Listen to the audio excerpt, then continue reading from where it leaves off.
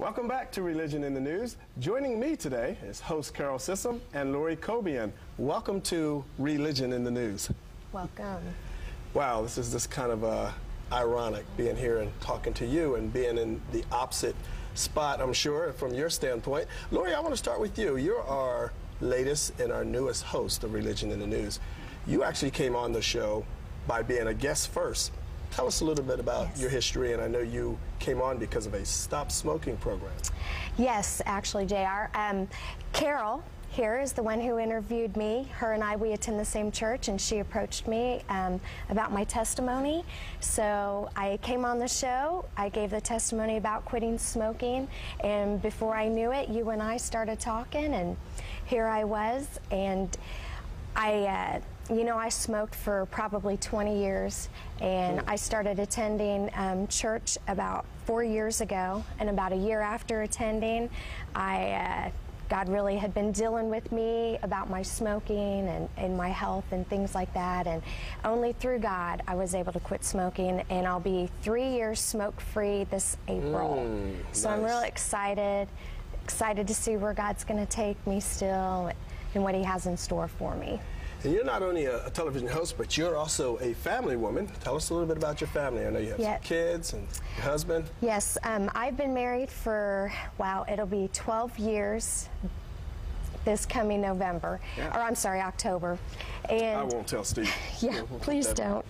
And then actually we have 2 children together. I have a 10-year-old, Victoria, and I have a 6-year-old, and her name's Sophia. And then I have 2 stepchildren, and one of them is 21. His name is Cameron, and the other one, her name is Stevie, and she is going to be 20 this month. So wow, you have what the Bible calls the full quiver. Yeah, you're right. And we had one of your daughters actually on our show as a guest. She, I believe your youngest, came on and did a praise dance for us. Yeah, Victoria had come on and did the dance, and she started doing dance at church. So, and she loves it, and she does a great job at church, and I wanted her to come on the show and be able to minister to people in the audience. Absolutely. You know. She was very inspirational on that show. Yes, thank you. Carol, you are our, I don't want to say oldest, you're our elder, or eldest, if there is even such a word, host for Religion in the News. You've been here the longest. I think you and I have been here now for, quite some time. Carol, you are an author. You do other things, but I want to talk a minute about you being an author because a lot of our viewers are familiar with your work. You wrote the LaSalle Street Murders and actually helped solve that case. Homicide case right here in Indianapolis. It was a very big case, and you have gone on to write several books, murder mysteries, since then. You have your latest book, which is, was it the Who Murdered China, was it? That's your latest? No, the LaSalle Street Murders was my first book, and I've gone on to actually start my own publishing company. I've published 13 books. Who Murdered China came out last year. I've published 2 books on that. Fascinating homicide in Franklin, Indiana, of a beautiful young mother and her 10-year-old stepson who were stabbed to death. That case continues to rivet people. And I know you do have a book that just came hot off the press just recently. Well, let me tell you about 2012. It was an amazing year for me. As you know, I take care of my mother with Alzheimer's, and I didn't want to get stagnant, so I actually started a Bible tract ministry where, and I'll just briefly tell you the story. This gentleman right here, his name was Buck Hanna. He was shot and killed in October of 2010. And I sat next to him in church one random Sunday. And my pastor told all of us in the church, as he often does, I want you to turn to your person on your right, turn to your person on your left, and ask them if they were to die tonight, do you know for sure if they would go to heaven? I didn't think anything about it, but this gentleman, Mr. Buck Hanna, was sitting on my left, and I asked him that question. About a week later, I ran into him at a grocery store. We spotted each other. He came across the grocery store, and he came up to me and he said one thing, JR. He said, I just wanted to thank you. Thank you for asking me that question. Wow. Right after that, he went out and he was shot and he was killed in his home. And the case is unsolved. So I wrote a Bible tract about that little story. About that story. That's wonderful. Matter of fact, there's I remember last year in 2012, there's a benefit on his behalf too. And Carol, I know you do great work here in our city. We have information will pop up, basically the Religion in the News info for our guests to get a hold of you? And I'm also doing CDs. Full of books. CDs, and you have music tracks, CDs. several books. I have it all about true crime. Well, thank you both for being our guests today on Religion in the News. Merlin, now to you. Thanks, JR. Good morning again. I'm Merlin Gonzalez. My guest is the Prayer Vigil Coordinator of the Church Federation of Greater Indianapolis. Welcome to Religion in the News. Thank you. We're really glad to have you here. We had a conversation earlier about something that's going to happen on January 24th. So tell us a little bit about that. Thank you. January 24th at 6:30, we will have the 6th annual Light the Night for Life service, where it will be held at St. Mary's Catholic Church on North New Jersey, downtown.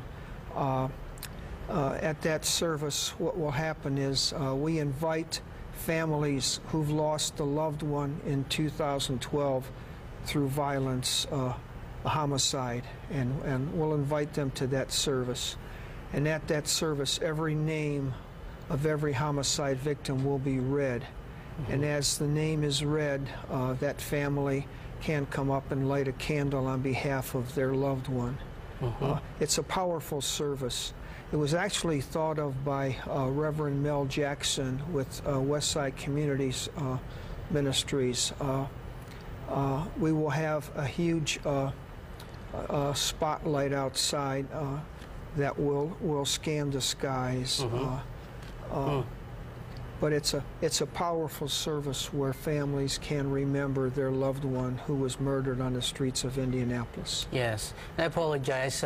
You are Mr. Joe Zelenka, and you're the Prayer Vigil Coordinator for the Church Federation. Right. So how you got started on doing this prayer vigil? Well, it was in 1996. Someone at the Church Federation of Greater Indianapolis decided it was time to bring God's presence to a site where a homicide occurs.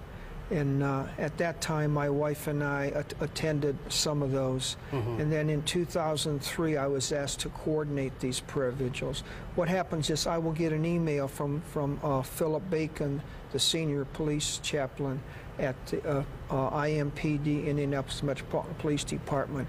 He will tell me the name of the person that was shot or knifed or beaten to death, their age, the date it took place, where it took place, and then family contact.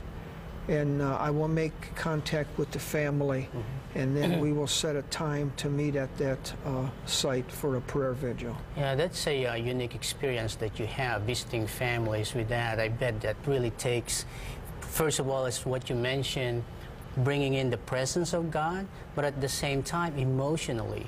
So how do you deal with that emotionally with the family and also with yourself? Yeah.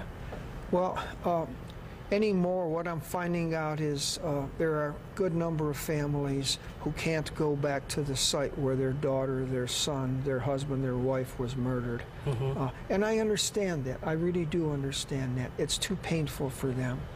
But what I'm really amazed at more and more, during that prayer vigil, I will ask everyone there to voice a prayer out loud, and then together we will say, Lord, in your mercy, hear our prayer.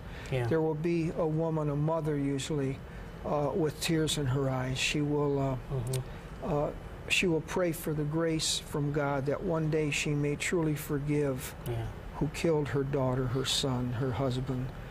That's an amazing prayer. So that's powerful. So it's January 24th, and the information will be on the screen for our viewers to see. And we'd like to invite you for that. And we're looking forward to hearing from you about this prayer vigil. Thank you for being our guest today. Thank you. Thank you. We'll be right back. Well, that's it for today's show. Thank you for joining us. For more information on the Church Federation of Greater Indianapolis, visit indyfaith.org. If you wish to include your event on our calendar, send it to us at religion@wishtv.com. Be sure to tune in next month for another exciting episode of Religion in the News. Have a great day.